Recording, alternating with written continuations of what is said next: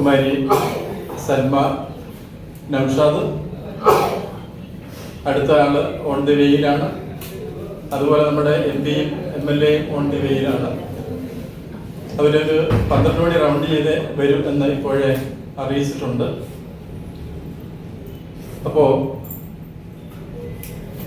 ഈ അധ്യാപകനാണ്, അതുപോലെ അറിയപ്പെടുന്ന ഒരു കവിയും ഗാന രചയിതാവുമാണ്.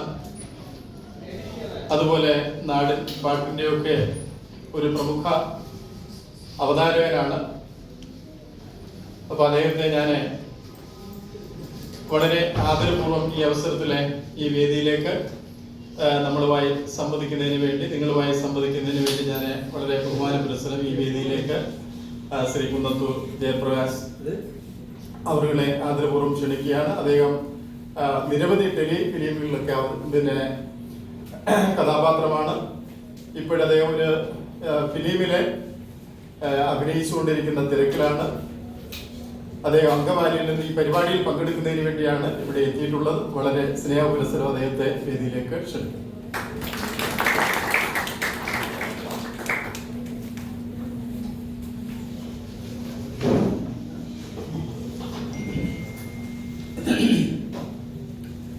ഏറെ ആദരണീയനായ Shri KG Reji sir, masters ഫൗണ്ടേഷൻ്റെ പ്രധാന പ്രവർത്തകരെ, ഇന്ന് ഇവിടെ ശിഷ്യ ശ്രേഷ്ഠ പുരസ്കാരം ഏറ്റുവാങ്ങുന്ന സൽമ നൗഷാദ്, ജയലക്ഷ്മി, ഇവിടെ കൂടിയിരിക്കുന്ന മാധ്യമ പ്രവർത്തകർ, പ്രിയമുള്ള മാതാപിതാക്കളെ, കുഞ്ഞുങ്ങളെ, റജിസാർ ഇവിടെ സൂചിപ്പിച്ചതുപോലെ നമ്മുടെ പരിപാടിയുടെ വിശിഷ്ട അതിഥികൾ എത്തിക്കൊണ്ടിരിക്കുകയാണ്. ഏറെ ബഹുമാന്യനായ കൊല്ലം പാർലമെൻറ്റ് മണ്ഡലത്തിലെ നമ്മുടെ MP അദ്ദേഹം ഉടൻ തന്നെ എത്തിച്ചേരുമെന്ന് സംഘാടകർ അറിയിച്ചിരിക്കുന്നു. ഒപ്പം ഈ കൊല്ലത്തിൻ്റെ മാത്രമല്ല മലയാളത്തിൻ്റെ നമ്മുടെയൊക്കെ സ്വകാര്യ അഹങ്കാരമായ നമ്മുടെ പ്രിയപ്പെട്ട മുകേഷ് ഏട്ടൻ, MLA കൂടിയായ ശ്രീ M മുകേഷ്, അദ്ദേഹം ഉടൻ എത്തിച്ചേരും. 11 മണിക്ക് തുടങ്ങും എന്ന് പറയുന്ന ഒരു പരിപാടി മുമ്പോട്ട് നീങ്ങുമ്പോൾ അതിൻ്റെ സംഘാടകർക്കുണ്ടാകുന്ന ആശങ്ക നമുക്ക് ഊഹിക്കാൻ കഴിയുന്നതാണ്. അതുകൊണ്ട് തന്നെ നിങ്ങളുമായി ചില വർത്തമാനങ്ങൾ പറയുവാൻ ഞാൻ ഇവിടെ നിൽക്കുന്നു എന്ന് മാത്രം. നമ്മുടേതായ കാഴ്ചപ്പാടിൽ വിദ്യാലയത്തിൽ പഠിക്കുന്നവർ മാത്രമായി ചുരുങ്ങരുത്. ഒരാൾ അയാളുടെ ജീവിതം ആരംഭിക്കുന്നത് മുതൽ അവസാനിക്കുന്നത് വരെ അനുഭവങ്ങളിലൂടെ പഠിച്ചുകൊണ്ടേ ഇരിക്കുകയാണ്. അതുകൊണ്ടാണല്ലോ നമ്മൾ പറയുന്നത് അനുഭവമാണ് ഏറ്റവും വലിയ ഗുരു എന്ന്. അപ്പോ അനുഭവം എന്ന ഗുരുവിന്റെ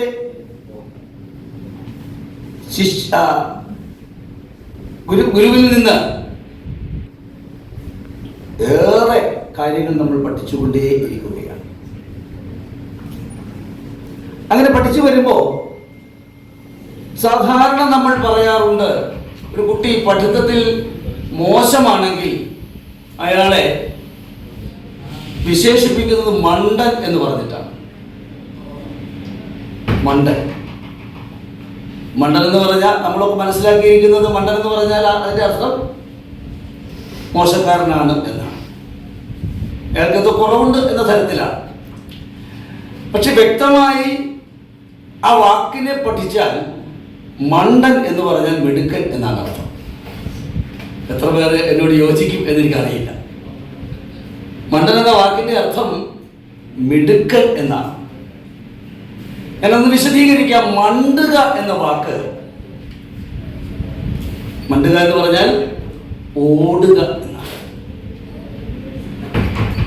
അപ്പോ മണ്ടൻ എന്ന വാക്കിനെ വിവക്ഷിച്ചാൽ ഏറ്റവും നന്നായി ഓടുന്നവനെയാണ് ഏറ്റവും നല്ല മണ്ടൻ എന്ന് പറഞ്ഞിരുന്നു. പക്ഷേ പറഞ്ഞ് ആ വാക്ക് മിടുക്കില്ലാത്തയാളെ വിശദീകരിക്കുന്നതിന് അല്ലെങ്കിൽ അയാളുടെ വിശേഷണമാക്കി മാറ്റുകയാണ് പിന്നീട് ചെയ്തത്. അങ്ങനെയാണ് മണ്ടൻ എന്ന വാക്ക് മിടുക്കനല്ല, മിടുക്കില്ലാത്തവനായി മാറിയത്. മറ്റൊരു ആ വരികളെ കവിതയായി അംഗീകരിക്കണം എന്ന് ഞാൻ പറഞ്ഞാൽ നിങ്ങൾ വായിച്ചിട്ട് അല്ലെങ്കിൽ കേട്ടിട്ട് വേണം അംഗീകരിക്കാൻ. കാരണം പഠിക്കുന്ന കാലത്തൊക്കെ ഈ കവിത എന്ന് പറയുന്നത് വൃത്തത്തിൽ അടങ്ങിയിരിക്കണം, വൃത്തവുമായി ബന്ധപ്പെട്ടിരിക്കണം എന്നൊക്കെ പഠിപ്പിച്ചിരുന്നു അധ്യാപകർ. അതുകൊണ്ട് കവിത എഴുതുക എന്നത് നമുക്ക് പറ്റിയ പണിയല്ല എന്ന് വിചാരിച്ച് മാറ്റി വെച്ചിരുന്നു. സ്കൂൾ ക്ലാസ്സുകൾ, ഞാൻ കൊല്ലം ജില്ലക്കാരനാണ്, ഇപ്പം താമസിക്കുന്നത് തിരുവനന്തപുരത്താണ്. പട്ടം ഗവൺമെൻറ് ഗേൾസ് ഹയർ സെക്കൻഡറി സ്കൂളിൽ അധ്യാപകനാണ്. ജന്മം കൊണ്ട് കൊല്ലക്കാരനാണ്. കൊല്ലം ശാസ്താംകോട്ട, കുന്നത്തൂർ, നെടിയവിള, തുരുത്തിക്കര, ഇതാണ് എൻ്റെ ജന്മസ്ഥലം. കുന്നത്തൂർ താലൂക്കിൽ, കുന്നത്തൂർ വില്ലേജിൽ, കുന്നത്തൂർ പഞ്ചായത്തിൽ, എല്ലാം കുന്നത്തൂരായതുകൊണ്ട് പേരിനോടൊപ്പം ഒരു കുന്നത്തൂർ കൂടി ചേർത്തിരിക്കുന്നു. ഞാൻ തമാശയ്ക്ക് ഇങ്ങനെ പറയാറുണ്ട്, എൻ്റെ നാട്ടിൽ പ്രമുഖരായ 2 പേർ ജനിച്ചിട്ടുണ്ട്. അതിലൊരാളെ നിങ്ങൾക്ക് എല്ലാവർക്കും അറിയാം. അത്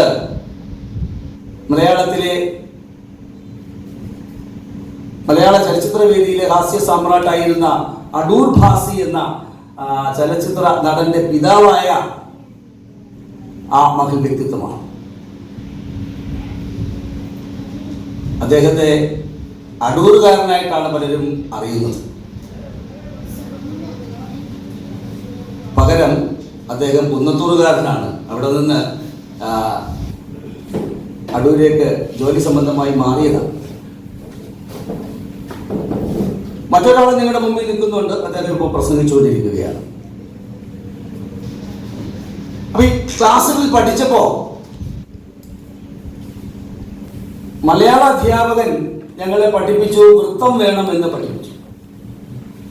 വൃത്തം എന്നത് ചില നിബന്ധനകൾക്ക് വിധേയമായാണ് ഉണ്ടാവേണ്ടതെന്നും പറഞ്ഞു. അങ്ങനെ പറഞ്ഞപ്പോൾ വൃത്തത്തെക്കുറിച്ച് അദ്ദേഹം പറഞ്ഞ ഒരു വിശദീകരണത്തിൽ ഒരു വൃത്തം അത് കേകവൃത്തമാണ്. പ്രായമുള്ളവർ ചെറിയ 2 2 എന്ന് ആവർത്തിച്ചതാണ്. അത് എത്ര പ്രാവശ്യം ആവർത്തിച്ചു? 4 പ്രാവശ്യം ആവർത്തിക്കുന്നു. 3 2 2 3 2 2 3 2 2 3 2 2 ഇങ്ങനെ പറഞ്ഞാൽ അത് കണക്കിന്റെ ഭാഷയായിപ്പോ. ഇത് മലയാളത്തിലേക്ക് കൊണ്ടുവരണമല്ലോ. ഇവിടെ 3 അക്ഷരമുള്ള ഒരു വാക്ക്, 2 അക്ഷരമുള്ള 2 വാക്ക്, ഇത് 4 പ്രാവശ്യം പറഞ്ഞാൽ കേകവൃത്തത്തിന്റെ ലക്ഷണമായി അല്ലെങ്കിൽ കേകവൃത്തമായി. 3 അക്ഷരമുള്ള ഒരു വാക്കെന്ന് പറയുന്നത് വേണമെങ്കിൽ തത്തമ്മ എന്ന് പറയും. ഇപ്പൊ തത്തമ്മ 3 അക്ഷരമായി. ഇപ്പൊ 2 അക്ഷരമുള്ള വാക്ക് തത്തമ്മ പറഞ്ഞാൽ പിന്നെ തത്തമ്മേ പൂച്ച പൂച്ച. അതുകൊണ്ട് 2 അക്ഷരമുള്ള വാക്ക് പൂച്ച എന്നെടുത്താൽ തത്തമ്മേ പൂച്ച പൂച്ച, തത്തമ്മേ പൂച്ച പൂച്ച, തത്തമ്മേ പൂച്ച പൂച്ച, തത്തമ്മേ പൂച്ച. ഇതാണ് കേകവൃത്തത്തിന്റെ ലക്ഷണം. തത്തമ്മേ പൂച്ച പൂച്ച, തത്തമ്മേ പൂച്ച പൂച്ച, തത്തമ്മേ പൂച്ച പൂച്ച, തത്തമ്മേ പൂച്ച പൂച്ച. ഇതാണ് കേകവൃത്തം. നിങ്ങൾക്ക് കവിത എഴുതണമെങ്കിൽ, കേകവൃത്തത്തിൽ കവിത എഴുതണമെങ്കിൽ തത്തമ്മേ പൂച്ച പൂച്ചയ്ക്ക് പകരം വേറെ നിങ്ങൾക്ക് ഇഷ്ടമുള്ള ചില വാക്കുകൾ എഴുതിക്കോളൂ. 3 അക്ഷരമുള്ള ഒരു വാക്കും 2 അക്ഷരമുള്ള 2 വാക്കും ചേർത്തിട്ട് ഇങ്ങനെ 4 പ്രാവശ്യം ആവർത്തിച്ചാൽ നിങ്ങൾ ഏത് വൃത്തത്തിൽ എഴുതി? കേകവൃത്തത്തിൽ. മനുഷ്യന് മനസ്സിലാവുന്ന ഭാഷയിലേക്ക് ഈ കാര്യങ്ങളൊന്ന് വിശദീകരിക്കാൻ കഴിഞ്ഞിരുന്നെങ്കിൽ പഠിക്കുന്ന കാലത്ത് നമുക്ക് കുറച്ചും കൂടി മനസ്സിലാകുമായി. ഇത് മാത്രമല്ല, ഇങ്ങനെ ഒരുപാട് കാര്യങ്ങൾ പിൽക്കാലത്താണ് നമുക്ക് മനസ്സിലാവുന്നത്. പഠിക്കുന്ന കാലത്തേക്കാൾ ആഴത്തിൽ നമുക്ക് മനസ്സിലാവുന്നത് അനുഭവത്തിലൂടെ. അതാണ് ഞാൻ പറഞ്ഞത്, ഒരാൾ എപ്പോഴും വിദ്യാർത്ഥിയാണ്. ഞാൻ ഇപ്പോഴും വിദ്യാർത്ഥിയാണ്. ഞാൻ ഈ പറഞ്ഞ അനുഭവത്തിൽ നിന്ന് മാത്രമല്ല കേട്ടോ, അധ്യാപകനായിരിക്കുമ്പോൾ തന്നെ പാരലായി പഠിച്ചുകൊണ്ടിരിക്കുന്നു. ഇപ്പോൾ സൈക്കോളജിയുടെ കൗൺസിലിംഗ് കോഴ്സ് പാസ്സായിട്ടുണ്ട്. അത് കഴിഞ്ഞ് MA സൈക്കോളജിയുടെ 3 സെമസ്റ്റർ എക്സാം ഇപ്പോൾ എഴുതിയിട്ടുണ്ട്. 4ാമത്തെ എക്സാമിന് വേണ്ടിയിട്ട് പ്രിപ്പയർ ചെയ്തുകൊണ്ടിരിക്കുന്നു. ഇത് കഴിഞ്ഞാൽ അതൊന്ന് കഴിഞ്ഞ് കിട്ടിയാൽ ഉടനെ MSc സൈക്കോളജിക്ക് പഠിക്കാനായിട്ടുള്ള ക്രമീകരണങ്ങൾ ചെയ്തുകൊണ്ടിരിക്കുകയാണ്. എന്ത് പറഞ്ഞു വന്നെന്ന് ചോദിച്ചാൽ, ഒരുത്തൻ്റെ പഠനം ഒരിക്കലും അവസാനിക്കുന്നില്ല, തുടർമാനമായി പഠിക്കാൻ കഴിയും. അത് കോഴ്സുകൾ പഠിക്കുന്ന കാര്യത്തിൽ, ഒപ്പം ജീവിതത്തിലൂടെ അനുഭവങ്ങളിലൂടെ നമ്മൾ പഠിച്ചുകൊണ്ടേയിരിക്കുകയാണ്. നമ്മുടെ ആദ്യ ഗുരു ആരാണ്? അമ്മയാണ്. നമ്മുടെ ആദ്യ ഗുരു അമ്മയാണ്. ഈ അമ്മ ആദ്യ ഗുരുവാണെന്ന് പറയുമ്പോൾ വേറെ തമാശ കൂടി പറയണം. അമ്മമാര് കുഞ്ഞുങ്ങളെ ഒക്കത്തിരുത്തി ഭക്ഷണം കൊടുക്കാനായിട്ട് ശ്രമിക്കും. നിങ്ങൾ എൻ്റെ ശബ്ദം മാത്രം കേൾക്കുന്നു, എൻ്റെ ശബ്ദം മാത്രം, ഇങ്ങനെ പറഞ്ഞുകൊണ്ട് നമ്മൾ ഉറങ്ങിപ്പോകും. ഉറപ്പായിട്ടും നിങ്ങളെ ഉറക്കാൻ കഴിയുമെന്ന് വിശ്വാസമുണ്ട് എനിക്ക്. പക്ഷേ ഇവിടെ ഞാൻ ഉറപ്പിയാൽ പിന്നെ സാറ് വിഷമിക്കും. അതുകൊണ്ട് ഞാൻ ആ പ്രവർത്തനത്തിലേക്ക് പോകുന്നില്ല. ഞാൻ പറഞ്ഞു വരുന്നത് പഠിച്ച പാഠം ഇതാണ്. ഏറ്റവും നല്ല ഒരു ഹിപ്നോട്ടൈസർ, നമ്മുടെ ജീവിതത്തിലെ ആദ്യത്തെ ഹിപ്നോട്ടൈസർ ആരെന്നറിയാം? അത് നമ്മുടെ അമ്മയാണ്. അമ്മ നമ്മളെ ഹിപ്നോട്ടൈസ് ചെയ്തിട്ടുണ്ട്. നമ്മളറിയാതെ നമ്മളെ എടുത്ത് തോളയിലേക്ക് ഇട്ടിട്ട് ഇങ്ങനെ നമ്മുടെ പിന്നെ ശരീരത്തിൽ ഇങ്ങനെ പതുക്കെ മൃദുവായിട്ട് ഇങ്ങനെ തട്ടി തട്ടി തട്ടി പതുക്കെ ഒന്നാട്ടി, അല്ലേ? അമ്മയുടെ ഒരു മൂളലുണ്ടാവും, അല്ലേ?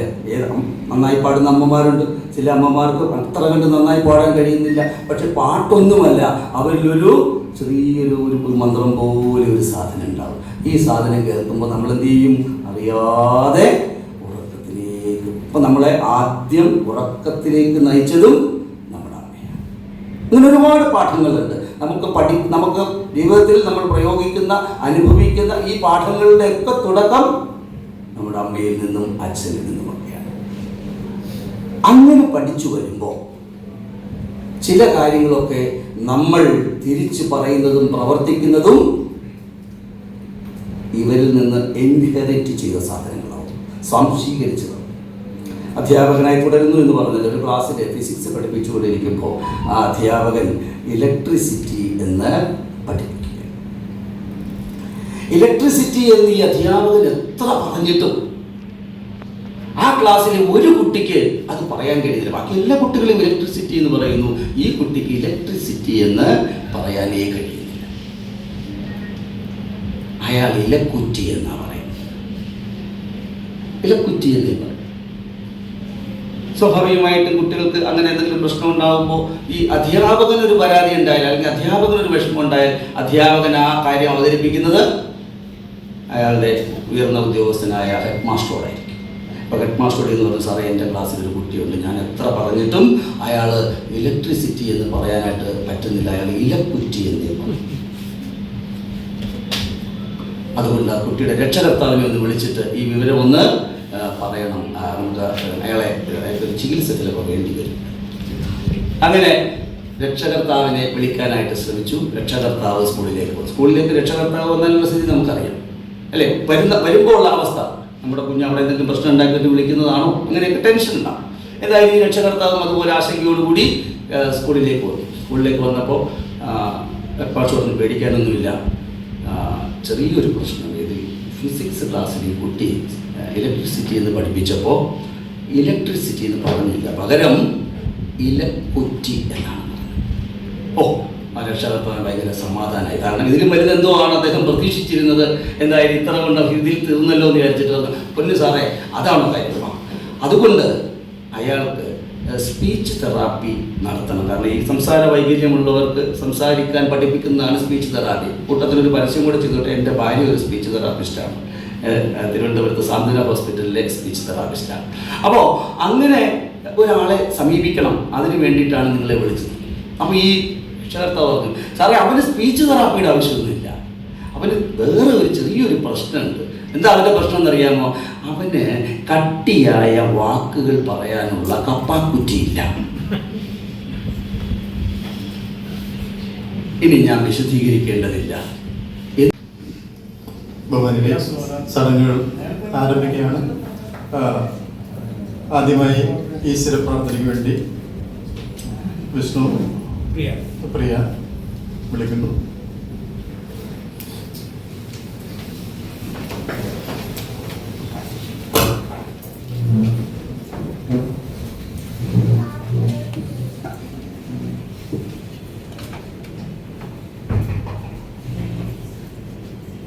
സത്യമായി ശുദ്ധ സ്നേഹമായി ദിവ്യജ്ഞാനമായി വാഴും ദൈവമേ,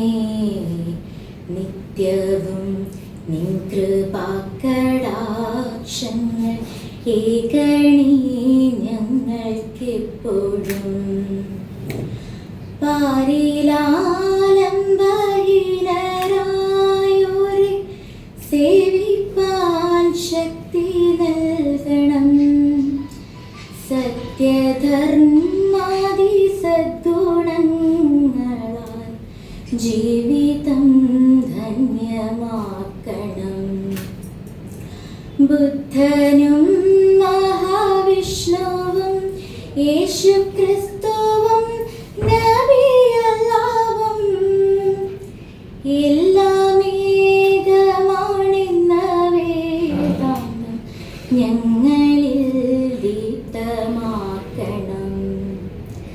സത്യമായി ശുദ്ധ സ്നേഹമായി ദിവ്യജ്ഞാനമായി വാഴും ദൈവമേ, നിത്യവും നിൻ കൃപാകടാക്ഷങ്ങൾ ഏകണി ഞങ്ങൾക്കെപ്പോഴും. ഏകണി ഞങ്ങൾക്കെപ്പോഴും. ഏറെ ആദരണീയനായ അധ്യക്ഷൻ, എൻ്റെ സുഹൃത്ത്, എം മാസ്റ്റേഴ്സ് ഫൗണ്ടേഷൻ കേരളയുടെ പ്രസിഡന്റ് ശ്രീ KG റജി, ഈ സമ്മേളനത്തിലെ മുഖ്യ അതിഥി NK പ്രേമചന്ദ്രൻ MP, പിന്നെ പുരസ്കാരം ഏറ്റുവാങ്ങുന്ന സൽമ ജയലക്ഷ്മി, ശ്രീ കുന്നത്തൂർ ജയപ്രകാശ്, കഴിഞ്ഞ വർഷത്തെ പുരസ്കാര ജേതാവായ പാർവതി കൃഷ്ണ, പ്രിയപ്പെട്ട മാതാപിതാക്കളെ, പ്രിയ മാധ്യമ സുഹൃത്തുക്കളെ, പ്രിയപ്പെട്ടവരെ, വിദ്യാർത്ഥി സമൂഹത്തിനാകെ പ്രചോദനമാകുന്ന, മാതൃകയാകുന്ന ഒരു പുരസ്കാര ദാന ചടങ്ങിന് ഈ സമ്മേളനം സാക്ഷ്യം വഹിക്കുകയാണ്. സംസ്ഥാന ശിഷ്യ ശ്രേഷ്ഠ പുരസ്കാരം എന്നിവിടെ വിതരണം ചെയ്യപ്പെടുന്നു. സമൂഹത്തെ സ്നേഹിക്കുകയും സഹജീവികളെ കരുണയോടെ കാണുകയും മണ്ണിനെയും പ്രകൃതിയെയും സ്നേഹിക്കുന്ന ഒരു പുതുതലമുറയെ സൃഷ്ടിക്കുക എന്ന വലിയ ദർശനത്തോടുകൂടി അധ്യാപകനായ ശ്രീ KG റജി രൂപം കൊടുത്ത പ്രസ്ഥാനമാണ് എം മാസ്റ്റേഴ്സ് ഫൗണ്ടേഷൻ. കുഞ്ഞുങ്ങളിൽ പഠനത്തോടൊപ്പം തന്നെ അവരുടെ കഴിവുകൾ മറ്റിതര മേഖലകളിലേക്ക് പോകാതെ, പ്രത്യേകിച്ച് ഒട്ടേറെ ചതിക്കുഴികൾ നിറഞ്ഞു നിൽക്കുന്ന ഒരു സമൂഹത്തിൽ അവരുടെ കഴിവുകളെ ദുരുപയോഗം ചെയ്യപ്പെടാതെ സമൂഹത്തിൻ്റെ നന്മയ്ക്ക് വേണ്ടി, സമൂഹത്തിൻ്റെ പുരോഗതിക്ക് വേണ്ടി ഉത്തമ പൗരന്മാരായി അവരെ സൃഷ്ടിച്ചെടുക്കുക വലിയ ദർശനമാണ് ഈ പുരസ്കാരത്തിന് ഉള്ളത്. ചെയ്യുന്നു. കഴിഞ്ഞ വർഷത്തെ പുരസ്കാര ജേതാവുന്ന ഈ സമ്മേളനത്തിൽ നന്ദി പറയും. പാർവതി കൃഷ്ണയെ സ്വാഗതം ചെയ്യുന്നു. ഈ സമ്മേളനത്തിൽ പങ്കെടുക്കുന്ന എൻ്റെ പ്രിയപ്പെട്ട മാധ്യമ സുഹൃത്തുക്കൾ, അതേപോലെ തന്നെ മാതാപിതാക്കൾ, കുഞ്ഞുങ്ങൾ എല്ലാവരെയും സ്വാഗതം ചെയ്തുകൊണ്ട് ഞാൻ എൻ്റെ വാക്കുകൾക്ക് വിരാമമിടുന്നു. നമസ്കാരം.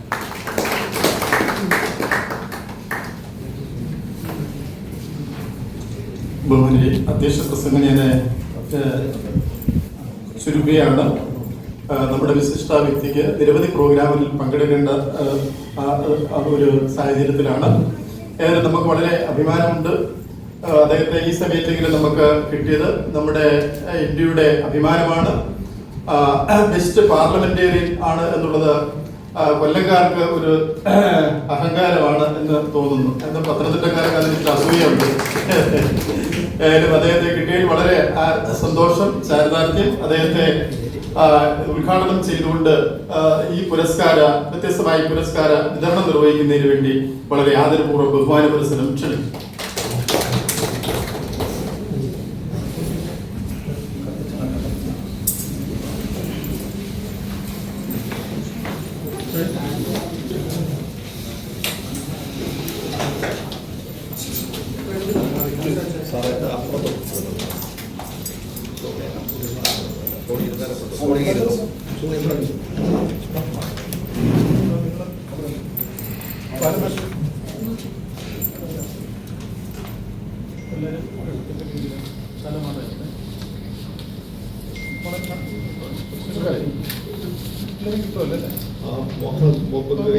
വിളക്ക് മറിയും മോളെ ഇപ്പുറത്തോട്ടല്ലേ വിളക്ക് കാണത്തില്ല.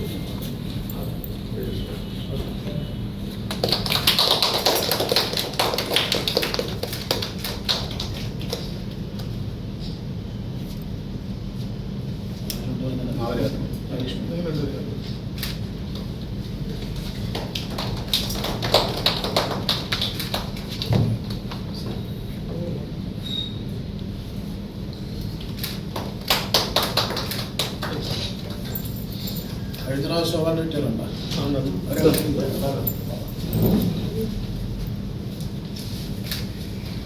മോളെ കൊടുക്കും. എന്താ പേര്?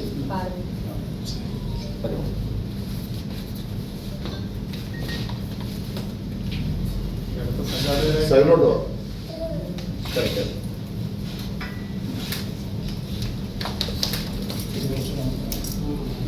പാർവതി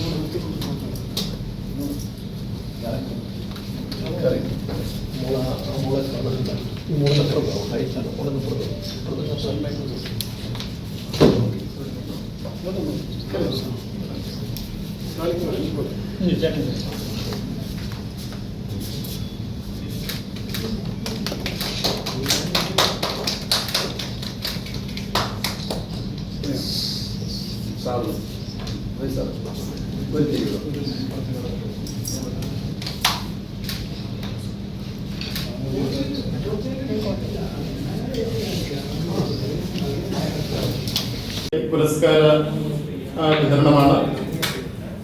ആദ്യമായി ഹയർ സെക്കൻഡറി വിഭാഗത്തിലെ സംസ്ഥാന ശിഷ്യശ്രേഷ്ഠ ആയി തെരഞ്ഞെടുക്കപ്പെട്ട കുമാരി സൽമ നൌഷാദ് GHS അയ്യങ്കോയിക്കൽ നൌഷാദ് സെലീന ദമ്പതികളുടെ മകളായ കുമാരി സൽമ നൌഷാദിനെ ആദരപൂർവ്വം ക്ഷണിക്കുന്നു.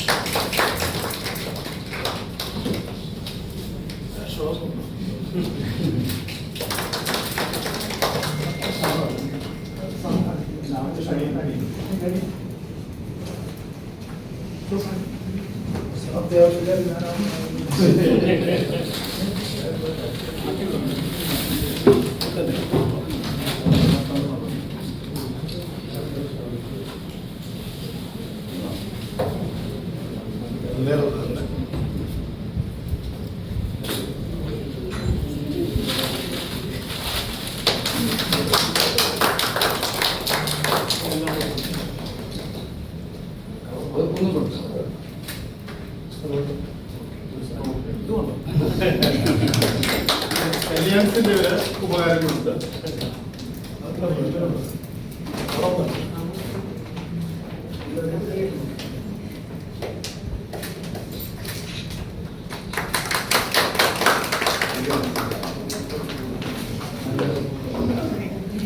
കല്യാണത്തിന്റെ ഉപകാരം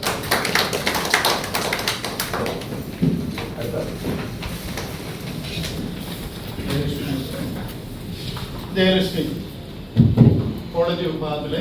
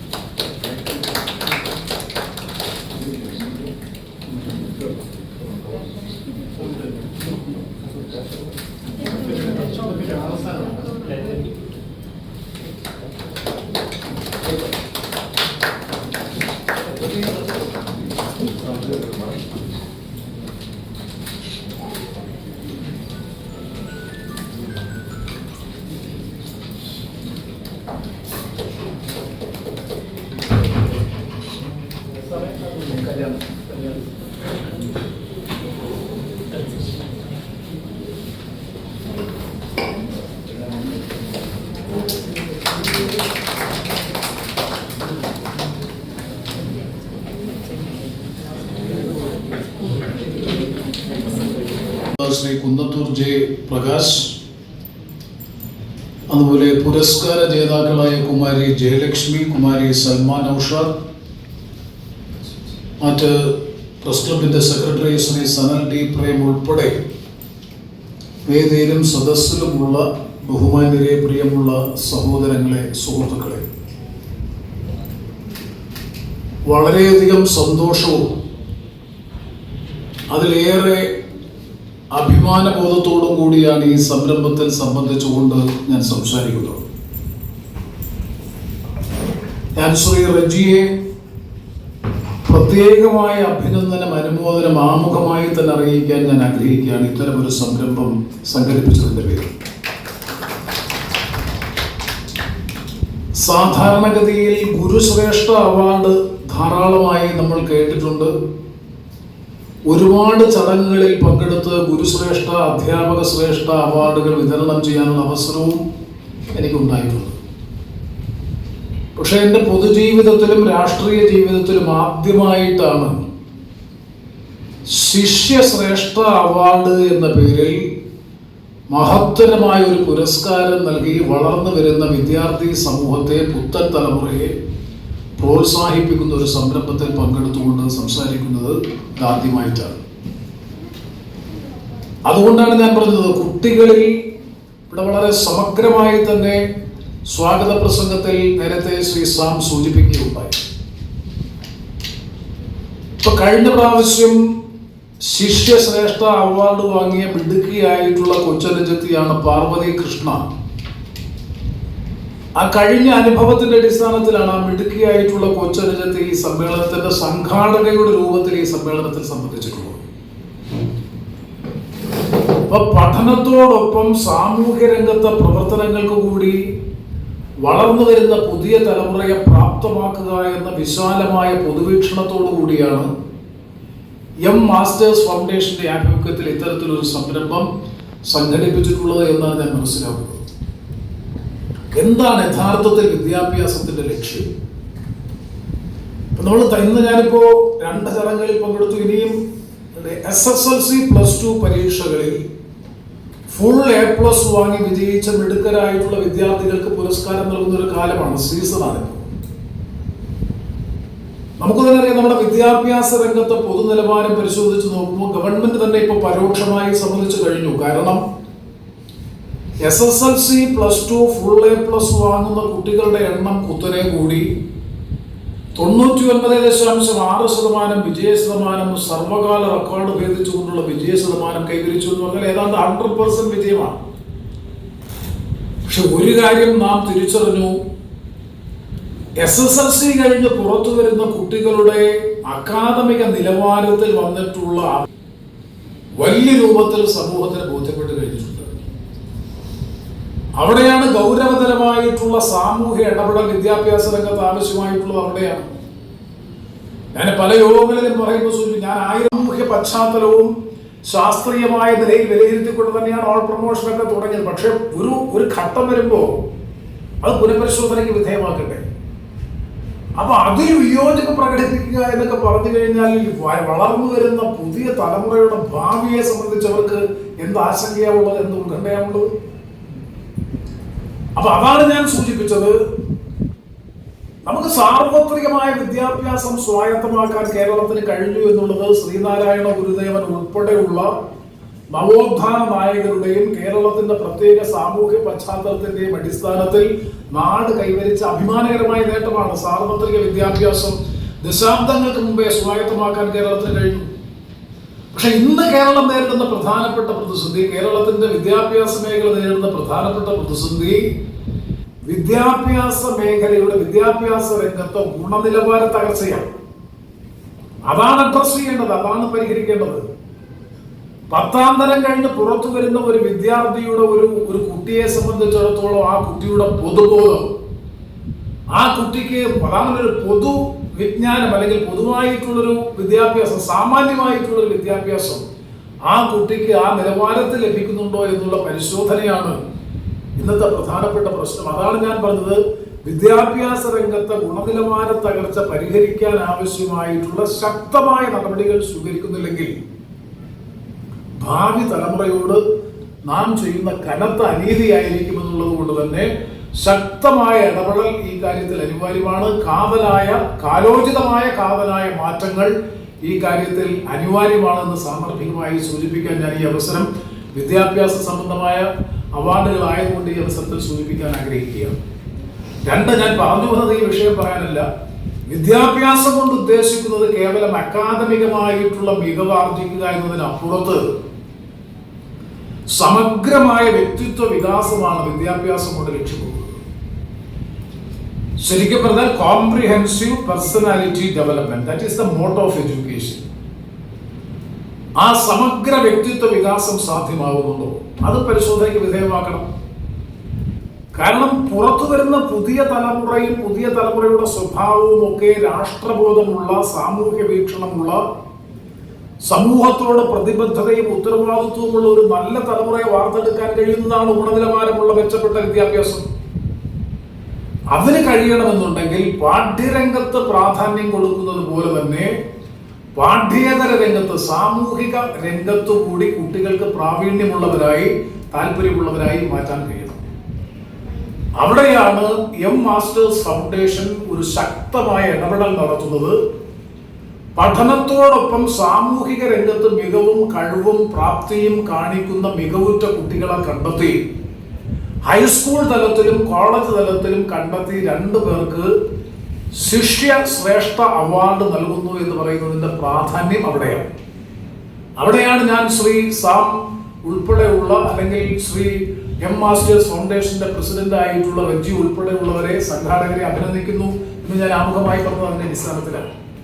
അപ്പൊ വിദ്യാഭ്യാസത്തിന്റെ ആത്യന്തികവും മൗലികവുമായ ലക്ഷ്യം സാക്ഷാത്കരിക്കണമെങ്കിൽ അക്കാദമികമായിട്ടുള്ള എക്സലൻസിനോടൊപ്പം, മികവിനോടൊപ്പം അക്കാദമികേതരമായ കാര്യങ്ങളിൽ കൂടി പ്രാവീണ്യമുള്ളവരായി നമ്മുടെ കുട്ടികൾ വളർന്നെങ്കിൽ മാത്രമേ അവർ സമൂഹത്തിനും രാഷ്ട്രത്തിനും ഗുണം ചെയ്യുന്ന, കുടുംബത്തിന് നന്മ ചെയ്യുന്ന കുട്ടികളായി അവരെ വാർത്തെടുക്കാൻ നമുക്ക് കഴിയും. അതിന് പ്രേരകമാകുന്ന നിലയിലുള്ള ഒരു പുരസ്കാരമാണ് ശിഷ്യ ശ്രേഷ്ഠ പുരസ്കാരം എന്ന നിലയിൽ ഇന്ന് ആ പുരസ്കാരത്തിന് അർഹരായിട്ടുള്ള 2 മിടുക്കികളായിട്ടുള്ള നമ്മുടെ കുട്ടികളെ, അല്ലെങ്കിൽ നമ്മുടെ സഹോദരിമാരെ ഈ സമ്മേളനം അനുമോദിക്കുന്നത്. അതിലൊന്ന് ഹയർ സെക്കൻഡറി വിഭാഗത്തിൽ Ayyankoickal government higher secondary school തേവലക്കരയിൽ എനിക്ക് അറിയുന്ന കുടുംബമാണ് സൽമാൻ ഔഷാദ്. സൽമാൻ ഔഷാദിന് തന്നെ ഞാൻ ഇതിനു മുമ്പ് മലയാള മനോരമയുടെ ആഭിമുഖ്യത്തിൽ സാന്റാ മോണിക്ക സംഘടിപ്പിച്ച ഒരു ക്വിസ് കോമ്പറ്റീഷൻ ചടങ്ങിൽ വെച്ച് ആദരവ് നൽകി അഭിനന്ദിക്കാനുള്ള അവസരം എനിക്കുണ്ടായിട്ടുണ്ട്. അല്ലാതെ തന്നെ ഞാൻ നിരന്തരം ബന്ധപ്പെടുന്ന, ഞാൻ മന്ത്രിയായിരുന്ന, നിയമസഭാംഗമായിരുന്ന നിയോജക മണ്ഡലം എന്ന നിലയിൽ തേവലക്കരയിൽ അയ്യൻകോയിക്കൽ ഗവൺമെന്റ് ഹയർ സെക്കൻഡറി സ്കൂളിൽ പഠിച്ച് NCC, അതുപോലെ സ്റ്റുഡൻസ് പോലീസ് കേഡറ്റ്, ഇവിടെ നേരത്തെ പറഞ്ഞു, സാം പറഞ്ഞുകൊണ്ട് ഞാൻ അതൊന്നും ഈ അവസരത്തിൽ ആവർത്തിക്കുന്നില്ല.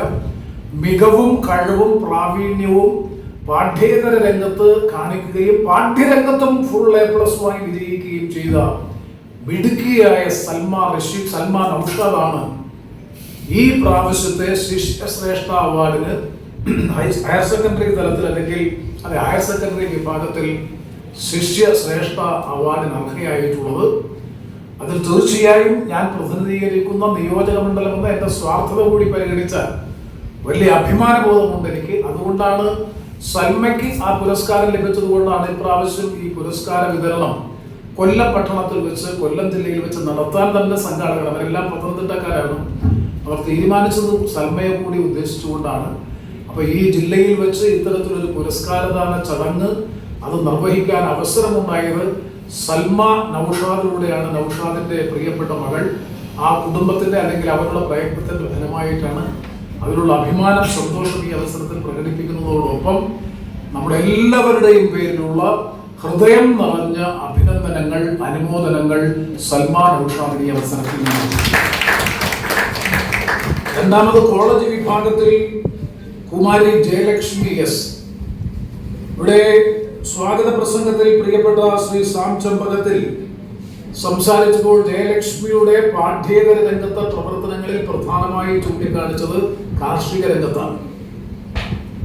വീട്ടിൽ പച്ചക്കറി കൃഷി ഉൾപ്പെടെയുള്ള കാർഷിക വൃത്തിയോടൊപ്പം നിരവധിയായ ജീവകാരുണ്യ പ്രവർത്തനങ്ങളും സാമൂഹ്യ രംഗത്തെ ഇടപെടലും കൊണ്ട് ശ്രദ്ധേയമായ ഒരു മികവുറ്റ വിദ്യാർത്ഥിനിയായി പൊതുമണ്ഡലത്തിൽ നിറഞ്ഞു നിൽക്കുന്ന കുമാരി ജയലക്ഷ്മിയാണ് അഗ്രികൾച്ചറൽ യൂണിവേഴ്സിറ്റിയിൽ, കേരള യൂണിവേഴ്സിറ്റിയിൽ ഫസ്റ്റ് ഇയർ BSc അഗ്രികൾച്ചർ വിദ്യാർത്ഥിനി കൂടിയായിട്ടുള്ള കുമാരി എസ് ജയലക്ഷ്മി ശ്രീ സജീവ് KSന്റെയും ദീപ്തികുമാരിയുടെയും പ്രിയപ്പെട്ട മകൾ. ഇന്ന് ഈ പുരസ്കാരം കൊല്ലം പട്ടണത്തിൽ വെച്ച് നമ്മുടെ എല്ലാവരുടെയും സാന്നിധ്യത്തിൽ വെച്ച് ഏറ്റുവാങ്ങുന്നു. ഞാൻ നേരത്തെ പറഞ്ഞത് ആവർത്തിക്കുന്നില്ല. അതാണ് ഇപ്പോൾ കാർഷിക വൃദ്ധി അന്യം വന്നുകൊണ്ടിരിക്കുന്ന ഒരു മേഖലയാണ് കൃഷി. അതൊക്കെ പറഞ്ഞാൽ ഒരുപാട് സംസാരിക്കേണ്ടി വരും. കാർഷിക മേഖലയുടെ അഭിവൃദ്ധിയിലൂടെ 36 കോടിയിലധികം വരുന്ന ജനങ്ങൾ അധിവസിക്കുന്ന ഇന്ത്യയെ പോലെ ഒരു രാജ്യത്ത് അവരുടെ അടിയന്തര പ്രാധാന്യമുള്ള ഭക്ഷ്യ സുരക്ഷ ഉറപ്പുവരുത്താൻ കഴിയണമെങ്കിൽ കാർഷിക മേഖലയുടെ അഭിവൃദ്ധി വളരെ പ്രധാനപ്പെട്ടതാണ്. അപ്പൊ ആ ഒരു ബോധത്തോടെ അല്ലെങ്കിൽ താല്പര്യത്തോടു കൂടി കാർഷിക മേഖലയിലും ഇതര മേഖലയിലും മികവുറ്റ പഠനത്തോടൊപ്പം ഇത്തരം പ്രാവീണ്യം കൂടി നേടിക്കൊണ്ട് ശിഷ്യ ശ്രേഷ്ഠ അവാർഡിന് ഈ പ്രാവശ്യം അർഹയായി നമ്മുടെ നഗരത്തിൽ ഇവിടെ വന്ന് ഈ ജില്ലയുടെ പ്രതിനിധി അല്ലെങ്കിൽ പോലും ഇവിടെ വന്ന് ഈ സമ്മേളനത്തിൽ വെച്ച്, ഈ പ്രസ് ക്ലബിൽ നടക്കുന്ന സമ്മേളനത്തിൽ വെച്ച് ഈ പുരസ്കാരം ഏറ്റുവാങ്ങിയ മിടുക്കിയായ നമ്മുടെ കൊച്ചനുജത്തി BSc അഗ്രികൾച്ചർ എന്ന് പറയുമ്പോൾ അഗ്രികൾച്ചർ യൂണിവേഴ്സിറ്റിയിലെ വിദ്യാർത്ഥിനി കൂടിയായിട്ടുള്ള മികവും കഴിവും പ്രാപ്തിയും ഇതിനകം തെളിയിച്ചിട്ടുള്ള കുമാരി എസ് ജയലക്ഷ്മിക്ക് നമ്മുടെ എല്ലാവരുടെയും പേരിലുള്ള പ്രത്യേകമായ ഹൃദയം നിറഞ്ഞ, ഞങ്ങളുടെ അതിഥി എന്ന നിലയിൽ കൂടിയുള്ള ഹൃദയം നിറഞ്ഞ അഭിനന്ദനവും അനുമോദനവും മികവുറ്റ ഭാവിയും ഈ സമ്മേളനത്തിൽ വെച്ച് വളരെ സന്തോഷത്തോടു കൂടി ആശംസിക്കുകയാണ്. ഞാൻ നേരത്തെ സൂചിപ്പിച്ചു, കഴിഞ്ഞ പ്രാവശ്യം ഈ പുരസ്കാരം കരസ്ഥമാക്കിയിട്ടുള്ള കുമാരി പാർവതി കൃഷ്ണ ഇവിടെ എത്തിച്ചേർന്നിട്ടുണ്ട്. തീർച്ചയായിട്ടും അതാണ് ഞാൻ സൂചിപ്പിച്ചത്. അടുത്ത പ്രാവശ്യം നിങ്ങളും ഇതിന്റെ ആതിഥേയരായി മാറണം.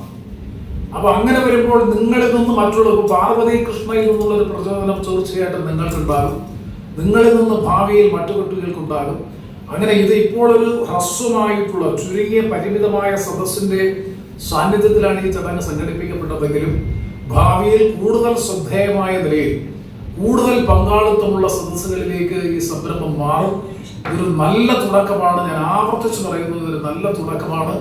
കുട്ടികളെ റെക്കഗ്നൈസ് ചെയ്യുക, അതാണിപ്പോൾ പ്രധാനമന്ത്രിയുടെ പരിപാടിയിൽ പോലും നല്ല അംഗീകാരം വാങ്ങാൻ ജയലക്ഷ്മിക്ക് കഴിഞ്ഞു എന്നുള്ളത് ചെറിയ കാര്യമല്ല, ഒരു വലിയ കാര്യം തന്നെയാണ് തീർച്ചയായിട്ടും. അപ്പൊ ആ നിലയിൽ നാം റെക്കഗ്നൈസ് ചെയ്യപ്പെടുമ്പോൾ, സമൂഹത്തിൽ അംഗീകരിക്കപ്പെടുമ്പോഴാണ് അതിൽ നമുക്ക് ലഭിക്കുന്ന ഒരു ചാരിതാർത്ഥ്യം. ഒരുപാട് അനുഭവിച്ചിട്ടുള്ളതാണ്. SSLC പരീക്ഷ മുതൽ എനിക്കറിയാം, SSLCക്കും അതുപോലെ LLBക്ക് റാങ്ക് കിട്ടിയപ്പോഴും വിവിധ ഘട്ടങ്ങളിൽ പാർലമെന്റ് അംഗമായിരുന്നപ്പോഴും നിയമസഭാംഗമായി മന്ത്രിയായിരിക്കുന്ന ഘട്ടത്തിലും ഒക്കെ ലഭിക്കുന്ന പുരസ്കാരങ്ങൾ എന്തെല്ലാം പറഞ്ഞാലും അത് എത്ര ചെറുതാണെങ്കിലും അത് ലഭിക്കുമ്പോൾ നമ്മുടെ മനസ്സിനുണ്ടാകുന്ന ഒരു കുളിർമ, മനസ്സിനുണ്ടാകുന്ന ഒരു സന്തോഷം, അഹങ്കാരമല്ല, നമുക്കൊരു സന്തോഷം. കാരണം നാം ചെയ്യുന്ന പ്രവർത്തികൾ മറ്റുള്ളവർ കാണുന്നുണ്ട്, മറ്റുള്ളവർ വിലയിരുത്തുന്നുണ്ട്, അതിനെ അംഗീകരിക്കുന്നുണ്ട് എന്നറിയുമ്പോൾ കൂടുതൽ ആ മേഖലയിൽ ശക്തമായി പ്രവർത്തിക്കാനുള്ള പ്രചോദനമായി ആ അംഗീകാരം മാറണം. അങ്ങനെ മാറിയാൽ തീർച്ചയായിട്ടും അവർക്കത് ഗുണമുണ്ടാകും. അല്ലാത്ത ദിശയിലേക്കാണ് നമ്മൾ ചിന്തിക്കുന്നതെങ്കിൽ അത് അപകടത്തിലേക്കും വഴുതി വീഴും. അതുകൊണ്ട് ഈ പുരസ്കാര ജേതാക്കളായിട്ടുള്ള സൽമാൻ ഔഷാദ്, പ്രിയപ്പെട്ട കുമാരി എസ് ജയലക്ഷ്മി, കഴിഞ്ഞ പ്രാവശ്യത്തെ പുരസ്കാര ജേതാവായിട്ടുള്ള പാർവതി കൃഷ്ണ അടക്കമുള്ള നിങ്ങൾക്ക് എല്ലാവർക്കും മാസ്റ്റേഴ്സ് ഫൗണ്ടേഷന്റെ ഈ ശിഷ്യ ശ്രേഷ്ഠ പുരസ്കാര ജേതാക്കളായിട്ടുള്ള നിങ്ങൾക്ക് എല്ലാവർക്കും നല്ല മികവുറ്റ ഭാവി ഉണ്ടാകട്ടെ എന്ന് അക്കാദമിക രംഗത്തും അക്കാദമികേതര രംഗത്തും ഒക്കെ ഉണ്ടാകട്ടെ എന്ന് ആത്മാർത്ഥമായി ഒരിക്കൽ കൂടി ആഗ്രഹിച്ചുകൊണ്ട് ആശംസിച്ചുകൊണ്ട് നല്ല ഈ വളരെ സന്തോഷം, അതാണ് ഞാൻ പറഞ്ഞത്, ഉള്ളിൽ തട്ടിയ സന്തോഷത്തിലാണ് അവരെ രണ്ടുപേരെയും അനുമോദിച്ചുകൊണ്ട് ആ പുരസ്കാരങ്ങൾ നൽകിയത്. ആ അതൊരു നല്ല കുളിർമയുള്ള, മനസ്സിന് സംതൃപ്തിയുള്ള, കാരണം അവർ നൽകിയ നല്ല പ്രവർത്തനങ്ങൾ റെക്കഗ്നൈസ് ചെയ്തുകൊണ്ട് വരുമ്പോൾ അത് കൊടുക്കാനുള്ള അവസരം ഭാഗ്യമുണ്ടായി എന്നുള്ളത് വളരെ അഭിമാനത്തോടു കൂടി മനസ്സിൽ സൂക്ഷിച്ചുകൊണ്ട് നിങ്ങളുടെ എല്ലാവരുടെയും നിറസാന്നിധ്യത്തിൽ ദീപം തെളിയിച്ച് ഈ നല്ല ചടങ്ങിന്റെ ഉദ്ഘാടനം വളരെ വളരെ സന്തോഷത്തോടെ നിർവഹിച്ചതായും പുരസ്കാര വിതരണം നൽകിയതായും അറിയിച്ചുകൊണ്ട് ഞാൻ എൻ്റെ വാക്കുകൾ അവസാനിപ്പിക്കുന്നു. നന്ദി.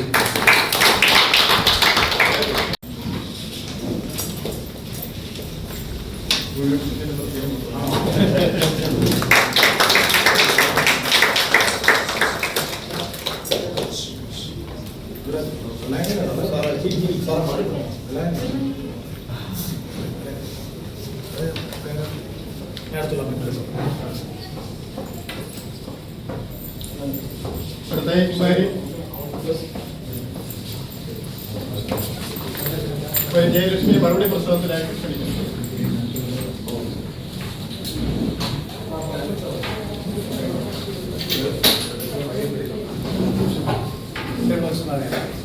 സൈനികരായിരിക്കുന്ന എല്ലാ ഇഷ്ടവ്യക്തികൾക്കും എൻ്റെ വിനീതമായ നമസ്കാരം. ആദ്യം തന്നെ ഒത്തിരി സന്തോഷമുണ്ട് ഇങ്ങനെ ഒരു പുരസ്കാരത്തിന് അർഹയാവാൻ സാധിച്ചത്. ഞാൻ ചെറുപ്പം തൊട്ടേ കൃഷിയെ സ്നേഹിച്ചും പ്രകൃതിയുമായിട്ട് ഇണങ്ങി തന്നെയാണ് വളർന്നു വന്നത്. നമ്മൾ കടയിൽ പോകുമ്പോൾ അരിഞ്ഞ തക്കാളികൾ കൊണ്ടുവന്നും അത് വെള്ളത്തിലിട്ട് പുളിപ്പ് കളഞ്ഞ് ആ അരി നട്ടും പച്ചക്കറി വേസ്റ്റ് വീട്ടിൽ നിന്ന് കളയുമ്പോൾ ആ അരി കിളിച്ച് നിൽക്കുന്നത് ഓരോ ചട്ടികളിലാക്കിയാണ് ഞാൻ കൃഷി ചെയ്ത് തുടങ്ങിയത്. ഞാൻ വളരുന്നതനുസരിച്ച് എനിക്ക് കൃഷിയോടുള്ള സ്നേഹവും താല്പര്യവും കൂടിക്കൂടി വന്നു. 10ാം ക്ലാസ്സിൽ ആ ഒരു കോവിഡ് സമയത്ത് ഒരുപാട് സമയം കിട്ടുകയും ആ സമയത്താണ് വലിയ രീതിയിൽ എനിക്ക് കൃഷി ചെയ്യാൻ സാധിച്ചു. ആ കൃഷി കാണാൻ ഞങ്ങളുടെ അന്നത്തെ കൃഷി ഓഫീസറായിരുന്ന നസീറ മാം വീട്ടിൽ വരികയും മാമാണ് എനിക്കൊരു റേഞ്ച് ഷർട്ട് സമ്മാനമായി നൽകി. മാമിൻ്റെ ആ ഒരു കൃഷി ഓഫീസർ എന്ന് പറഞ്ഞൊരു പോസ്റ്റിൽ തന്നെ ഇരുന്നുകൊണ്ട് ആ ലിമിറ്റിനുള്ളിൽ മാമിന് ചെയ്യാൻ പറ്റുന്ന എല്ലാ കാര്യങ്ങളും മാം ചെയ്യാറുണ്ട്. അതിൻ്റെ ഭാഗമായിട്ടാണ് എനിക്ക് സർക്കാരിൻ്റെ സുഭിക്ഷ കേരളം പദ്ധതിയിൽ നിന്നൊരു റെയിൻ ഷെഡിൽ ഒരു മഴമറ സമ്മാനമായി ലഭിച്ചു. അതിൽ വലിയ രീതിയിൽ കൃഷി ചെയ്തു ഒരുപാട് പേർക്ക് പച്ചക്കറികൾ കൊടുക്കാൻ സാധിച്ചു. ആ കൃഷിയാണ് എന്നെ സംസ്ഥാന സർക്കാരിൻ്റെ കർഷക തിലകം സ്കൂൾ വിദ്യാർത്ഥിനി എന്ന പുരസ്കാരത്തിലേക്ക് നയിച്ചത്. പിന്നീട് വനിതാ ശിശുവികസന വകുപ്പിൻ്റെ മറ്റ് പുരസ്കാരങ്ങളും ജില്ലാ അവാർഡുകളും ലഭിച്ചു. ആ കൃഷി സാർ പറഞ്ഞ പോലെ തന്നെ നമുക്ക് കിട്ടുന്ന ഓരോ ചെറിയ ചെറിയ പ്രോത്സാഹനങ്ങളും അത് നമ്മളെ മുമ്പോട്ട് നയിക്കുന്നു. 20ഓളം കുടുംബങ്ങൾക്ക് എനിക്ക് കോവിഡ് സമയത്തിൽ പച്ചക്കറി കൊടുക്കാൻ സാധിച്ചു. മറ്റ് ദുരിതാശ്വാസ ക്യാമ്പുകളിലും ക്യാൻസർ രോഗികൾക്കും കിഡ്നി പേഷ്യൻസിനും അവരുടെ ആ ഒരു ചികിത്സാ കാലഘട്ടത്തിൽ എനിക്ക് വിഷരഹിതമായ പച്ചക്കറികൾ കൊടുക്കാൻ സാധിച്ചു. പിന്നീട് നമ്മുടെ കർഷകർ അനുഭവിക്കുന്ന പ്രശ്നങ്ങൾ ഞാൻ കൃഷി ചെയ്ത് തുടങ്ങിയപ്പോഴാണ് എനിക്ക് എന്തൊക്കെ പ്രശ്നങ്ങളാണ് ഒരു കർഷകൻ ഉണ്ടാവാൻ ചാൻസ് ഉള്ളത് എന്ന് മനസ്സിലാക്കുകയും കൃഷിയുടെ എനിക്കറിയാവുന്ന കാര്യങ്ങളും ഞങ്ങളുടെ നാട്ടിലെ കർഷകരെ നേരിട്ട് കാണുകയും അവരുമായിട്ട് സംസാരിക്കുകയും അവർക്ക് എന്തൊക്കെ പ്രശ്നങ്ങളാണ് കൃഷിയിൽ ഉണ്ടാവാൻ ചാൻസ് ഉള്ളതെന്നും മനസ്സിലാക്കി പ്രധാനമന്ത്രി മോദിജിക്ക് ഒരു കത്ത് എഴുതാൻ എനിക്ക് സാധിച്ചു. അതിന് മറുപടിയായിട്ടാണ് എനിക്കൊരു അഭിനന്ദന കത്ത് ലഭിച്ചത്. പിന്നീട് ഇപ്പോൾ തന്നെ 2 മാസത്തിനുള്ളിൽ തന്നെ അദ്ദേഹം തൃശ്ശൂർ എത്തുകയും എനിക്ക് നേരിട്ട് അദ്ദേഹത്തെ കാണാനും ഒരു ചന്ദനത്തിൻ്റെ തൈ സമ്മാനിക്കാനും സാധിച്ചു. ഇതിനു മുമ്പ് കൊടുത്ത ഒരു പേരത്തൈ ഇതുപോലെ അദ്ദേഹത്തിൻ്റെ വസതിയിൽ നന്നായി വളർന്നു നിൽക്കുന്നു എന്ന് എനിക്ക് അറിയാൻ സാധിച്ചു. ഇപ്പോൾ വീട്ടുമുറ്റത്തെ ഈ ചെറിയൊരു കൃഷിയാണ് എന്നെ കേരള കാർഷിക സർവകലാശാലയിലേക്ക് എത്തിച്ചത്. ഞാൻ കൊച്ചുനാൾ മുതലേ കണ്ട ഒരു സ്വപ്നമായിരുന്നു ആ ഒരു ക്യാമ്പസും. അവിടെ നിന്നാണ് ഞാൻ തൈകളും മരികളും എല്ലാം കൊണ്ടുവരാറ്. ഇന്ന് ആ ഒരു വീട്ടുമുറ്റത്ത് ഞാൻ കൗതുകത്തിന് ചെയ്തു തുടങ്ങിയ ഒരു കൃഷിയാണ് എന്നെ ഇപ്പോൾ 110 പേരുണ്ട് എൻ്റെ ക്ലാസ്സിൽ, അതിലൊരാളാവാൻ സാധിച്ചത്. ഞാൻ ഉൽപ്പാദിപ്പിക്കുന്ന പച്ചക്കറികൾ സമൂഹത്തിലെ വിവിധ തട്ടുകളിലുള്ളവർക്ക് എനിക്ക് കൊടുക്കാൻ സാധിച്ചു. നമ്മൾ എല്ലാവരും പറയും നമ്മൾ വെറുതെ ഒന്നും കൊടുക്കരുത്, 10 രൂപയോ പൈസ എന്തെങ്കിലും വാങ്ങണം, അല്ലെങ്കിൽ നമ്മൾ ചെയ്യുന്നതിനൊരു വില ഉണ്ടാവില്ല. പക്ഷേ പ്രായമായ ഒരു അമ്മൂമ്മയ്ക്കോ അല്ലെങ്കിൽ ഒരു അപ്പൂപ്പനോ നമ്മളൊരു കെട്ട് ചീര കൊടുക്കുമ്പോൾ ആ കിട്ടുന്ന 50 രൂപയല്ല, അവർ നമ്മുടെ കൈ രണ്ടും ചേർത്ത് പിടിച്ച് നമ്മുടെ കണ്ണിലോട്ട് നോക്കുന്നതാണ് എനിക്ക് ഏറ്റവും സന്തോഷം തരുന്നത്. അതുകൊണ്ട് നമുക്കറിയാം സാധാരണ രാസവളത്തെക്കാട്ടും ജൈവവളത്തിന് കൃഷിക്ക് നല്ല പാടാണ്. അപ്പോൾ ഓരോ സ്ഥലങ്ങളിൽ പോവുക, ചാണകം കൊണ്ടുവരിക, വെള്ളം നനയാത്ത ചാണകം കൊണ്ടുവരിക, ചാക്കിലാക്കി ഗ്രോ ബാഗിൽ, മണ്ണില്ലാത്തത് ഗ്രോ ബാഗിലാണ് കൃഷി ചെയ്യാറ്. ആ മണ്ണ് നല്ലതല്ലാത്തതുകൊണ്ട് മറ്റൊരു സ്ഥലത്തുനിന്ന് മണ്ണ് കൊണ്ടുവന്നാണ് ചെയ്യാറ്. അപ്പോൾ ഇത്രയും ചെയ്ത് വരുമ്പോൾ നമുക്ക് പൈസയ്ക്ക് നല്ല നഷ്ടമുണ്ട്. നമുക്ക് അതുപോലെ ഉൽപ്പാദനം കിട്ടണമെന്നില്ല. ഇല്ലാത്തതുകൊണ്ട് അതുപോലെ കീടങ്ങളും രോഗങ്ങളും, അപ്പോൾ ഉൽപ്പാദിപ്പിക്കുന്ന പകുതി അവർക്ക് കൊടുത്തിട്ട് ബാക്കിയുള്ളതാണ് ഞാൻ എടുക്കാറ്. അപ്പോൾ അതിപ്പോൾ സാധാരണ കർഷകന് സംഭവിക്കുന്നത് അത് തന്നെയാണ്. നമ്മൾ കൊടുക്കുന്നതിനനുസരിച്ച് വിളവ് കിട്ടുന്നുണ്ടെങ്കിലും അത് എല്ലാം നമുക്ക് കിട്ടണമെന്നില്ല, എല്ലാം വീതം വെച്ചൊക്കെ പോകുന്നുണ്ട്. അതുകൊണ്ടാണ് മിക്കവരും രാസകൃഷിയിലോട്ട് മാറുന്നത്. പക്ഷെ ഞാൻ ചെയ്യാറ് ജൈവകൃഷി തന്നെയാണ്. കാർഷിക സർവകലാശാലയിലെ വിത്തുകളും മറ്റ് കാര്യങ്ങളുമാണ് ഞാൻ ഉപയോഗിക്കാറ്. അവിടുത്തെ പ്രൊഫസർമാരുടെയും മറ്റ് ഓഫീസേഴ്സിൻ്റെയും സയൻറ്റിസ്റ്റുമാരുടെയും ഒക്കെ സേവനം ലഭിക്കുന്നുണ്ട്. അവരുമായി കമ്മ്യൂണിക്കേറ്റ് ചെയ്ത് ശാസ്ത്രീയമായി തന്നെയാണ് ഞാൻ ഈ കൃഷി മുമ്പോട്ട് കൊണ്ടുപോകാറ്. ഇപ്പോൾ 1 വർഷം കൊണ്ട് കോളേജിൽ പോയതിനു ശേഷം കൃഷി കുറച്ച് വെച്ചേക്കാണ്. ഇപ്പോൾ എൻ്റെ എക്സാം ഇന്നലെ തീർന്നതേ ഉള്ളൂ. ഇന്നലെ വൈകിട്ടാണ് ഞാൻ വീട്ടിലെത്തിയത്. അതുകൊണ്ടാണ് രാവിലെ ഇറങ്ങാനും കുറച്ച് താമസിച്ചു പോയി. ഇനിയും അവിടെ കയറുക എന്നതായിരുന്നു എൻ്റെ ലക്ഷ്യം. ഇനിയും വീട്ടിൽ കൃഷി ചെയ്യാൻ സാധിക്കാത്തതുകൊണ്ട് സർവകലാശാലയിൽ ഒരുപാട് സ്ഥലങ്ങളുണ്ട്. അപ്പോൾ ഒരു 2ാം വർഷം ആകുമ്പോൾ ഒരു സ്ഥലം ഏറ്റെടുക്കുക, അവിടെ കൃഷി ചെയ്യണം, അവിടെ തന്നെ കുറച്ച് പച്ചക്കറി ഉൽപ്പാദിപ്പിക്കണം, പറ്റുമെങ്കിൽ ഞങ്ങളുടെ ഹോസ്റ്റലുകളിൽ സപ്ലൈ ചെയ്യാൻ സാധിക്കണം എന്നാണ് എൻ്റെ അടുത്ത ലക്ഷ്യം. മറ്റൊരു കാര്യങ്ങൾ കൂടെ പറഞ്ഞ് ഞാൻ അവസാനിപ്പിക്കുകയാണ്. ഞാൻ കൃഷിയെ സ്നേഹിച്ചും അതിലേക്ക് ഒരുപാട് പുരസ്കാരങ്ങളോ നമ്മളൊന്നും ചെയ്യാതെ മനസ്സിൻ്റെ സന്തോഷത്തിന് വേണ്ടിയിട്ടാണ് ചെയ്തത്. എന്തൊരു കാര്യം, കൃഷി ആയിക്കോട്ടെ വേറെ എന്തൊരു മേഖലയും നമ്മുടെ മനസ്സിൻ്റെ സന്തോഷത്തിന് വേണ്ടിയിട്ടും നമ്മൾ കഷ്ടപ്പെടുകയും ചെയ്യുകയാണെങ്കിൽ നമുക്കതിൻ്റെ ഏറ്റവും ഉയർന്ന നിലയിൽ എത്താൻ സാധിക്കും. ഒരു കൃഷി എന്ന് പറഞ്ഞ് എൻ്റെ സന്തോഷത്തിന് വേണ്ടി ചെയ്തതാണ് ഇന്ന് ഞാൻ അഗ്രികൾച്ചർ യൂണിവേഴ്സിറ്റി വരെ എത്തി നിൽക്കുന്നത്. അത് കളങ്കരഹിതമായി തന്നെ ഞാൻ ചെയ്ത പ്രവൃത്തിയാണെന്ന് തന്നെയാണ് ഞാൻ വിശ്വസിക്കുന്നത്. നന്ദി, നമസ്കാരം. വേദിയിലും സദസ്സിലും ഇരിക്കുന്ന വിശിഷ്ട വ്യക്തിത്വങ്ങളെ, രക്ഷകർത്താക്കളെ, അധ്യാപകരെ, പ്രിയപ്പെട്ട, എനിക്ക് ആദ്യമായാണ് ഇങ്ങനൊരു പുരസ്കാരം ലഭിക്കുന്നത്. ഇതുവരെയും പഠനത്തിനും പാഠ്യേതര മികവുകൾക്കുമാണ് എനിക്ക് സമ്മാനം ലഭിച്ചിട്ടുള്ളത്. അപ്പോൾ ഒരു സാമൂഹ്യ പ്രവർത്തക എന്ന നിലയിൽ ആദ്യമായാണ് ഇങ്ങനൊരു അനുഭവം. ഇതെൻ്റെ സാമൂഹിക ജീവിതത്തിൽ ഒരു പ്രചോദനമാകും. ഇന്ന് ഈ വേദിയിൽ എത്തി നിൽക്കുന്നതിന് ഞാൻ സർവേശ്വരനോട് നന്ദി പറയുന്നു. കൂടാതെ എൻ്റെ എല്ലാ പ്രവർത്തനങ്ങൾക്കും എന്നെ സപ്പോർട്ട് ചെയ്തിരുന്ന എൻ്റെ മാതാപിതാക്കൾക്കും അധ്യാപകർക്കും കുടുംബാംഗങ്ങൾക്കും നന്ദി പറയാൻ ഈ അവസരം ഞാൻ വിനിയോഗിക്കുകയാണ്. കൂടാതെ എന്നെ ഈ അവാർഡിന് പരിഗണിച്ച, എനിക്ക് വേണ്ടത്ര നിർദ്ദേശങ്ങൾ നൽകിയ KG രജുമാഷിനോടും ഈ തരുണത്തിൽ ഞാൻ നന്ദി രേഖപ്പെടുത്തുകയാണ്. എനിക്ക് പുരസ്കാരം ലഭിച്ചതിന് SPCയും NSSും വഹിച്ച പങ്ക് ചെറുതല്ല, നേരത്തെ സൂചിപ്പിച്ചിരുന്നു. എല്ലാവരും ഗ്രേസ് മാർക്കിനൊക്കെ വേണ്ടിയിട്ടാണ് ഇതിനകത്ത് ചേരുന്നത്. പക്ഷെ അതല്ല, ഇതിനകത്ത് കയറി നിന്നുകൊണ്ട് നമുക്ക് മാതൃകാപരമായ ഒരുപാട് പ്രവർത്തനങ്ങൾ ചെയ്യാൻ സാധിക്കും.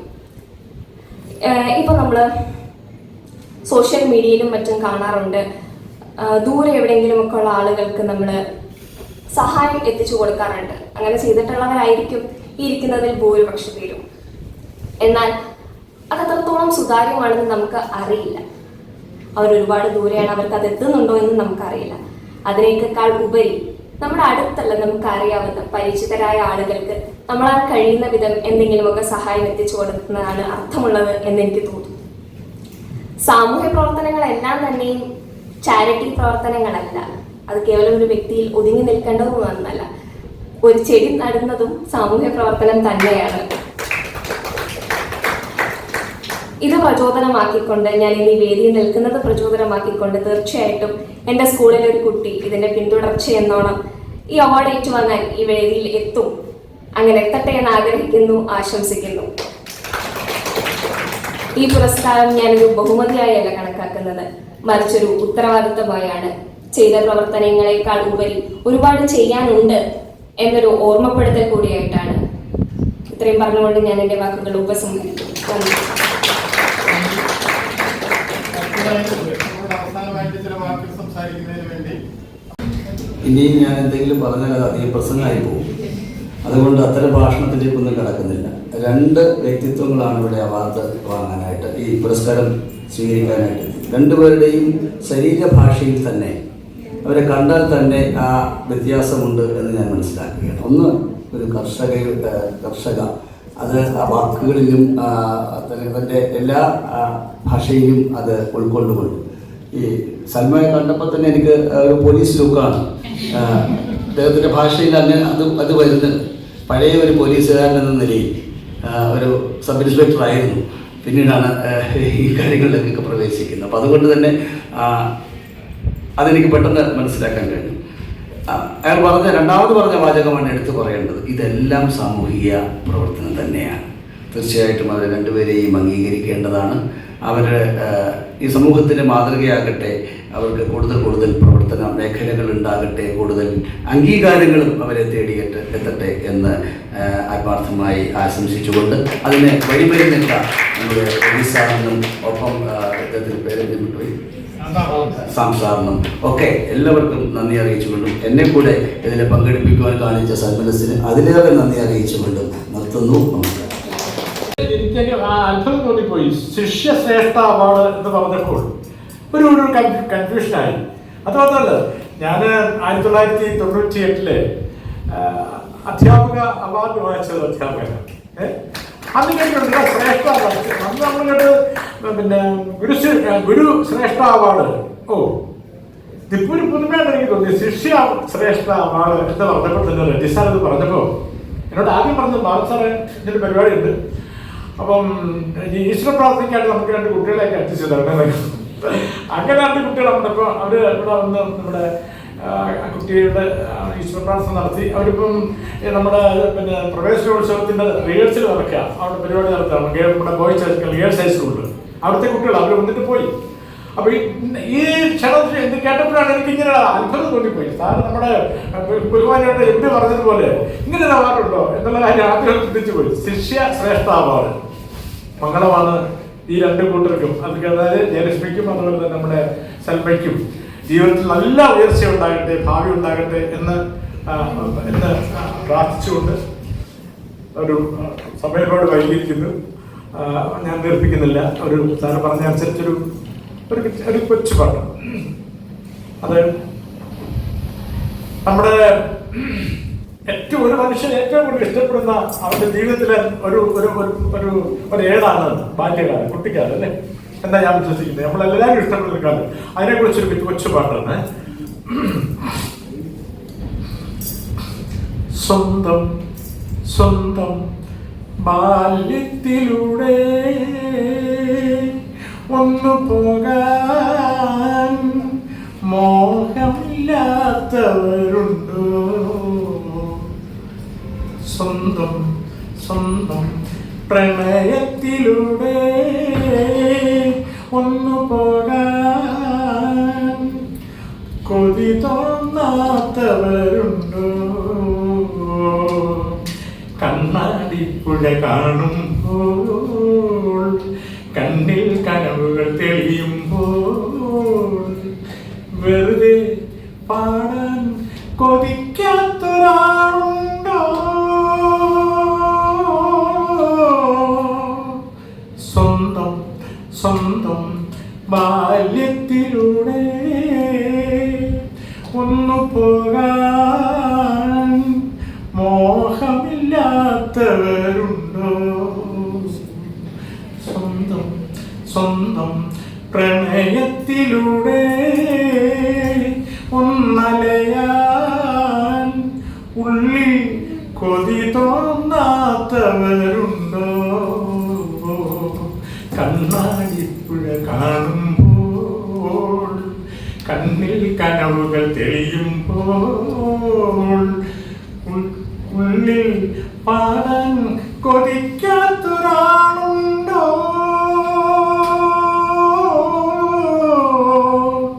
സ്വന്തം സ്വന്തം ബാല്യത്തിലൂടെ.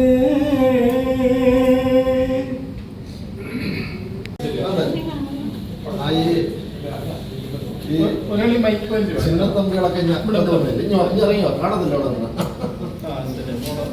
പിന്നെ ഇവിടെ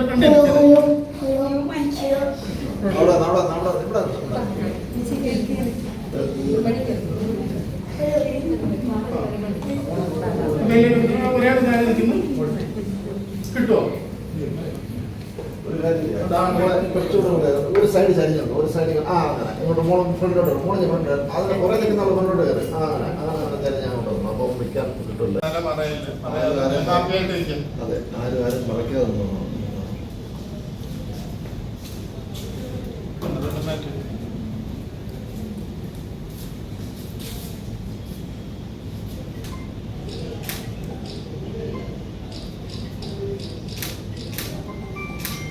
ഓക്കെ